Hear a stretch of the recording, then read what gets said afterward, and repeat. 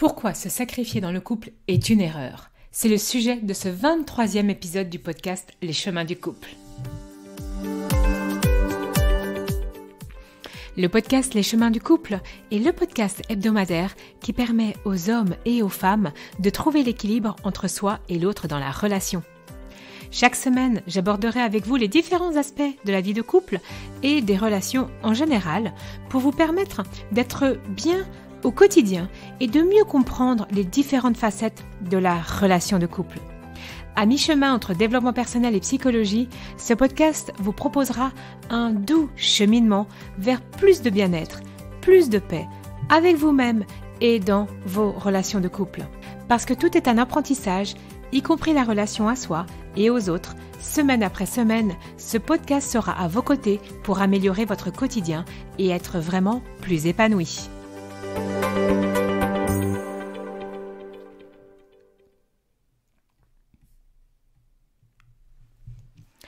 Lors de l'épisode précédent, je vous ai parlé de l'importance d'exprimer ses besoins pour une relation de couple apaisée. J'espère que vous avez pris le temps de l'écouter. La suite, c'est d'oser sortir de cette notion de sacrifice tellement ancrée dans notre culture. Et ce que j'observe, c'est que justement, certaines personnes ont vraiment des difficultés à exprimer leurs besoins à cause de cette notion de sacrifice. C'est pour ça que cet épisode va faire suite finalement au précédent. Le sacrifice, que cela soit d'origine plutôt religieuse, plutôt éducative, ou encore dans les croyances familiales, les croyances des relations que nous avons autour de nous, il est vraiment important que vous observiez, vous, aujourd'hui, votre rapport au sacrifice. Bien évidemment, plus particulièrement dans le couple, mais pas uniquement. Car il arrive en fait finalement qu'on ne se rende pas compte, que vous ne vous rendez pas compte que cette notion de sacrifice va s'appliquer à d'autres relations. Donc quand je parle de relations, ça va être par exemple relation avec les parents, avec les amis, avec les collègues, mais également avec le travail.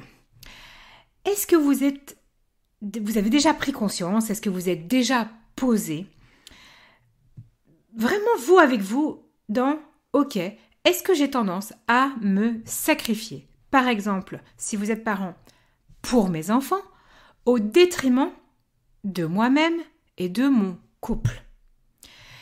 Ou encore, est-ce que vous avez déjà observé que vous vous sacrifiez pour votre partenaire, votre mari, votre femme, à votre détriment, ou au détriment même de vos enfants ou de votre couple, de votre travail, puisqu'on parle du partenaire. Ou est-ce que vous avez observé justement que vous vous sacrifiez pour votre travail au détriment des enfants, de votre couple et ou de vous-même? Voilà, en fait, les mots sont posés.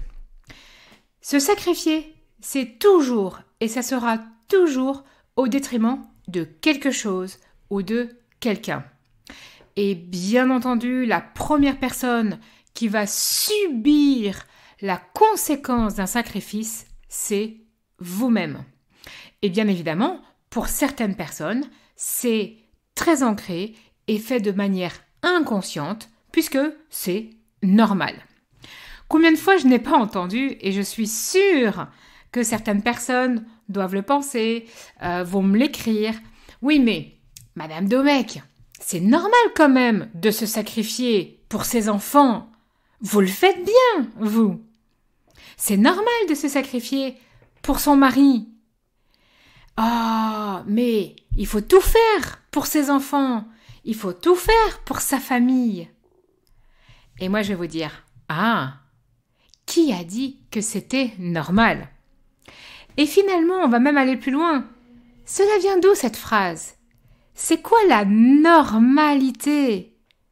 Est-ce que ça vient de mes parents, de moi, de vos parents, de vos frères, de vos sœurs, de vos amis, de vos relations? C'est quoi la normalité, cette notion de sacrifice pour ses enfants, pour sa famille?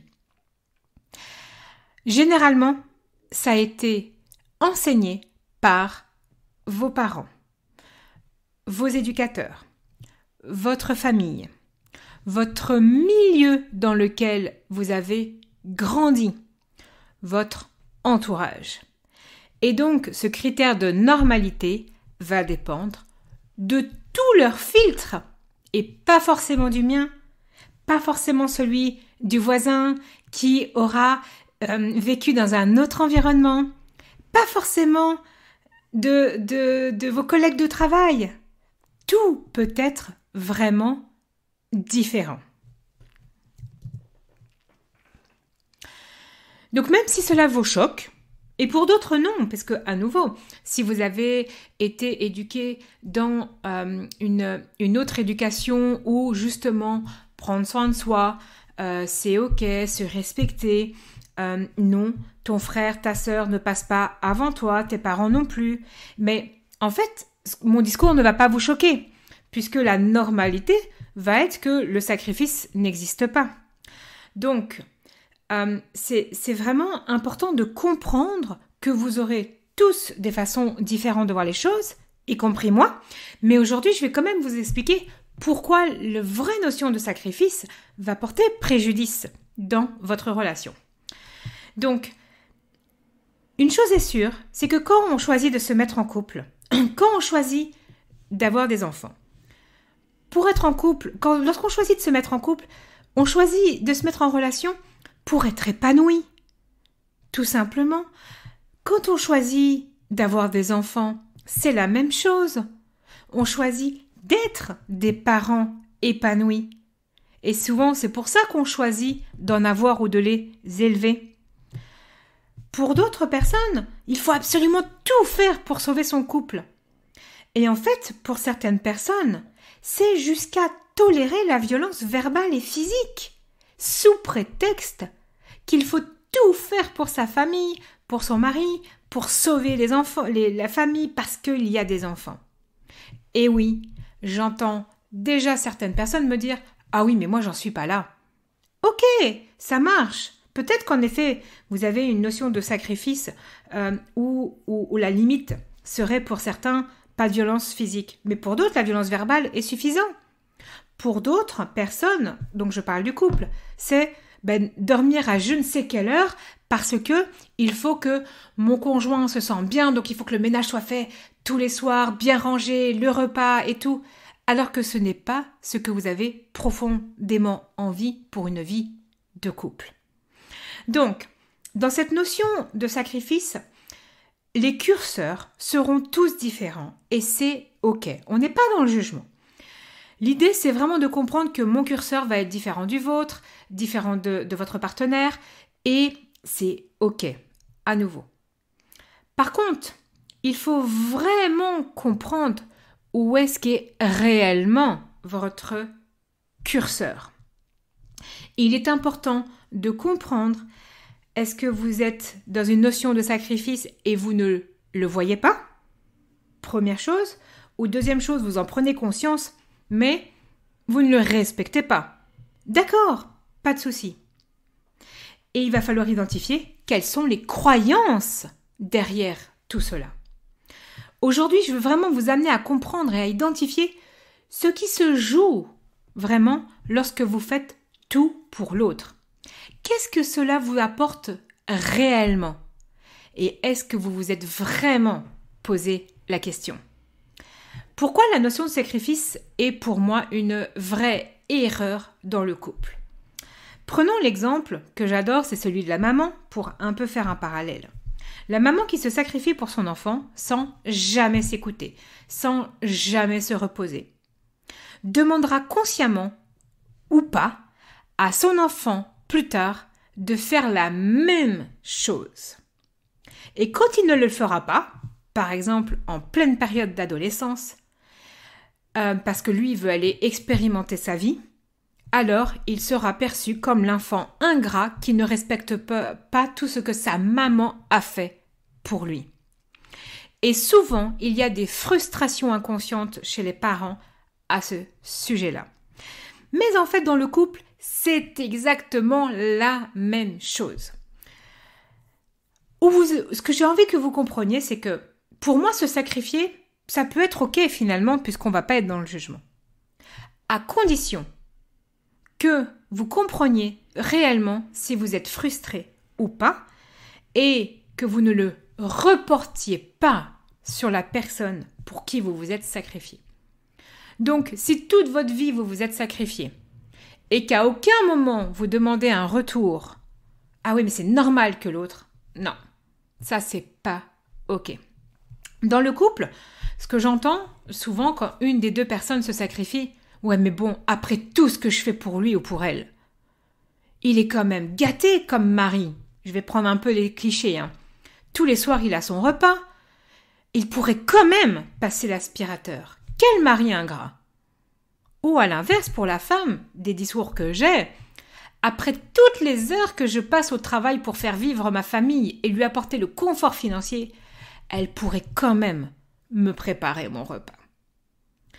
Vous voyez, vive l'ambiance dans le couple, vive l'ambiance où on vit une vie de sacrifice, mais derrière, du reproche, des attentes, des frustrations non exprimées et parfois exprimées.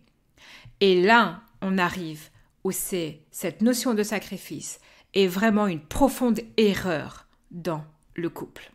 Alors d'où ça vient ?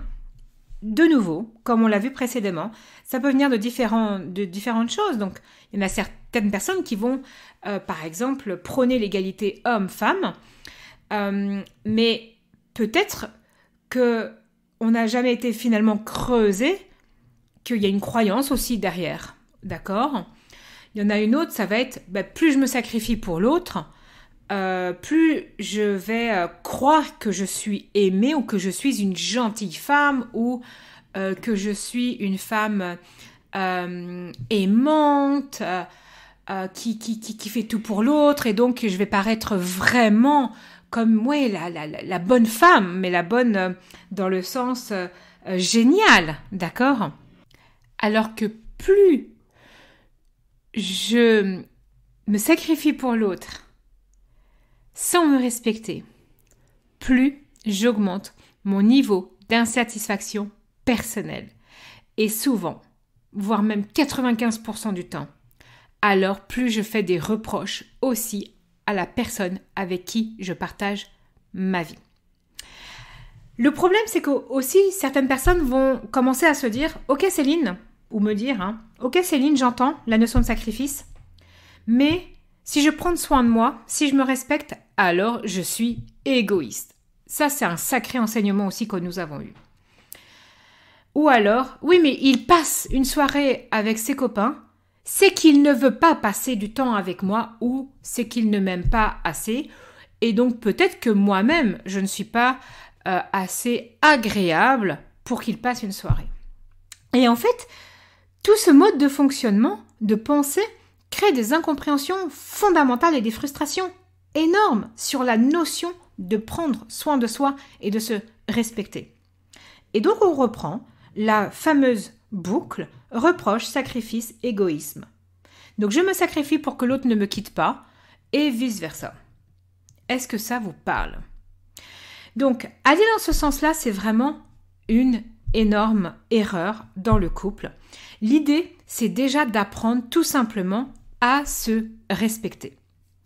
Apprenons à nos partenaires, nos enfants, nos relations, que si je fais cela, donc par exemple, si je passe une soirée avec mes copines, c'est justement pour que je passe une magnifique soirée avec toi demain soir, parce que je serai bien, parce que je me serais changé les idées, j'aurais regagné en énergie, tout simplement. Apprenons à nos enfants que dans le couple, il n'y a pas à se sacrifier, mais juste à se respecter soi-même. Je suis fatiguée ? Ok. J'ai pas envie de faire à manger et on va prendre un truc tout fait. Et ce soir, pour une fois, c'est soirée pizza congelée, achetée au magasin, au supermarché parce que je suis fatiguée. Mais ça me permet de passer avec mes enfants 30 minutes de bonne qualité plutôt que 3 heures à gueuler sur tout le monde ou à faire la tête. Eh ben, c'est ça en fait, sortir de cette notion de sacrifice. Et je vais me coucher et ça s'arrête là. Je vous aime mes chéris, ce soir je suis fatiguée. Il est où le problème? En fait, il n'y en a pas. Beaucoup de personnes, dans cette notion de sacrifice, de peur ou quoi que ce soit, vont aller, voir les peurs, se faire des films. Il faut juste arrêter tout ça. Je suis persuadée que vous connaissez vraiment de nouveaux parents, amis, qui se sacrifient en fait pour leurs enfants jusqu'au burn-out parental. Mais c'est la même chose dans le couple. Combien de personnes viennent me voir en thérapie jusqu'au bout du bout, ils n'en peuvent plus. Ben voilà, ok. Mais on peut être capable de dire, écoute, ce soir, je suis fatiguée, je t'aime, je t'ai pas vu de la journée, je prends 10 minutes avec toi, mais en fait, j'ai juste envie là de me mettre dans mon lit, de lire un livre et de dormir, parce que si je reste avec toi et que je te fais à manger, je vais pourrir la soirée. Mais bien entendu que l'autre préférera que vous passiez une bonne soirée, sauf dans certaines situations où on est par exemple avec certaines pathologies, où il veut surtout pas votre bien-être. Alors oui, si vous vous reconnaissez là-dedans, on va aller creuser, bien évidemment. Mais, je veux dire, il est tout à fait ok d'exprimer son besoin, voir l'épisode précédent, et de dire, ce soir j'ai besoin que tu prennes le relais avec les enfants, fais comme tu veux. Le plus important, c'est que je me repose pour demain et toute la reste de la semaine, passer une bonne soirée tous ensemble. Combien de mamans je vois, ou de couples, il y a des problèmes avec les enfants qui se lèvent la nuit et tout, parce que juste vous exprimez pas le besoin de « Ok, cette nuit, j'ai vraiment besoin que tu prennes totalement le relais parce que j'en peux plus. » Mais je t'aime. Et on reviendra sur un truc un peu plus équilibré. Mais là, j'en peux plus. Non, on attend le bout du bout, cette notion de sacrifice. Et souvent, dans cette notion de sacrifice, c'est on attend le bout du bout. Et donc, comprenez bien que derrière le fait d'exprimer ses besoins et de se respecter, il n'y a aucune notion d'égoïsme. Il y a juste une notion fondamentale qui est le respect de soi et de ses besoins. Alors, bien évidemment, et ça, j'en parlerai dans des épisodes prochains, que quand j'ai besoin d'exprimer, par exemple, que je suis fatiguée, on va utiliser une communication bienveillante. Et c'est vraiment important de la respecter dans la relation de couple. Tout comme lorsque je parle d'authenticité, juste d'exprimer à son partenaire ce que je vis et ce dont j'ai besoin, ça se fait aussi dans la bienveillance. Je vais prendre un exemple, puisque j'ai eu des exemples, comme ça on m'a dit « Ok, donc, je peux dire à 19h à ma femme « Ciao, je passe la soirée avec mes copains, je pars dans 5 minutes et je te laisse la gestion des enfants. De toute façon, tu sais faire. » Sans me préoccuper de comment tu te sens. Ça, c'est non. Non et non. Ne pas se sacrifier, ce n'est pas non plus avoir une communication, mettre l'autre au pied du mur. Et non, c'est pas ça non plus, justement. C'est trouver le juste équilibre. Ah, tiens, ben là, dans 1 heure, j'ai besoin vraiment d'aller passer du temps avec mes copains. Comment tu te sens? Est-ce que tu es capable? Est-ce que je fais ça demain? Et rentrer dans une communication d'échange. Toi, c'est quoi ton besoin? Et trouver juste un juste équilibre. Pas un compromis, un juste équilibre. Et ça peut être, ah ouais, ok, bon, j'étais un peu fatiguée, mais bon, si toi, ça va te faire du bien et que, tiens, est-ce que demain, on peut faire l'inverse? Basta. Et c'est rentrer dans une communication bienveillante. Mettre au pied du mur, sous prétexte de ses besoins, et coincer la personne, moi j'appelle ça de la maltraitance psychologique. Donc ne l'oubliez pas. L'idée c'est de se respecter, mais de respecter l'autre. Donc en fait, tout simplement pour une belle relation de couple, osez sortir de cette notion de sacrifice, transformez votre vision de la relation sacrificielle pour qu'elle revienne dans une relation de plaisir épanouissante, avec cette communication bienveillante, le respect de tout le monde finalement. Parce qu'en fait finalement, vous savez quoi? Si vous vous respectez vous-même, vous respectez les autres beaucoup plus. Donc, voilà sur ce sujet. Sachez que si vous avez envie d'en savoir plus, je vous invite vraiment à me rejoindre lors d'un atelier offert qui s'appelle « Des désaccords à la paix dans le couple ». Vous trouverez toutes les informations sur mon site internet celinedomec.com comme dans la partie onglet du menu accompagnement. Et le sujet du prochain épisode du podcast, ça sera l'épisode 24. On va justement continuer un peu sur ce sujet, mais on va parler surtout des suppositions dans le couple, un poison très puissant. Je vous retrouve très bientôt.